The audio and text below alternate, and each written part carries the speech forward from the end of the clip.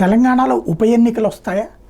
ఉప ఎన్నికలు వస్తే బీఆర్ఎస్ తుడుచుకుపోతుంది, మొత్తం కాంగ్రెసే గెలుస్తుందని కడియం శ్రీహర్ లాంటి వాళ్ళు చెప్తున్నారు.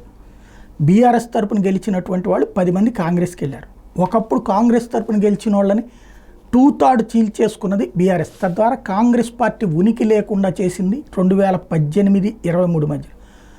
అంతకుముందు ప్రతిపక్ష పాత్రకు ఉన్నటువంటి కాంగ్రెస్ని రెండోసారి ప్రతిపక్ష పాత్రకు కూడా లేకుండా చేసింది. ఇప్పుడు అలాగే ప్రతిపక్ష పాత్ర బీఆర్ఎస్కి లేకుండా చేయడానికి 39 మంది శాసనసభ్యులు కనీసం 25 మందిని తెచ్చుకోవడానికి ప్రయత్నిస్తుంటే 10 మంది వచ్చారు. మొదటి 3 మీదన హైకోర్టులో కేసు వేస్తే తొందరగా తేల్చమని, నెలలోపు తేల్చమని కోర్టు ఆదేశించింది. ఇప్పుడు 10 మందికి సంబంధించి పిటిషన్ వేస్తున్నారు. ఈ 10 మందికి సంబంధించి అనర్హత వేటు వేయమంటున్నారు, స్పీకర్ నిర్ణయం తీసుకోమంటున్నారు. అయితే ఈ లోపుగానే ఇంకో 15 మందిని తెచ్చేసి బీఆర్ఎస్ని మొక్కలు చేయాలన్నటువంటిది ప్రయత్నం. ఇక్కడ కేసీఆర్, కేటీఆర్, హరీష్ రావు అందరూ పట్టుబట్టు కూర్చునేటప్పటికి కంట్రోల్లో ఉన్నది పరిస్థితి. తేగలిగితే ఓకే, లేకపోతే కనుక బై ఎలక్షన్స్ జరుగుతాయి. ఏది వీళ్ళు అనర్హత వేటు పడితే అప్పుడు బీఆర్ఎస్ పరిస్థితి ఏంటి? నిలబెట్టుకోగలుగుతుందా వేరే వాళ్ళని పెట్టి?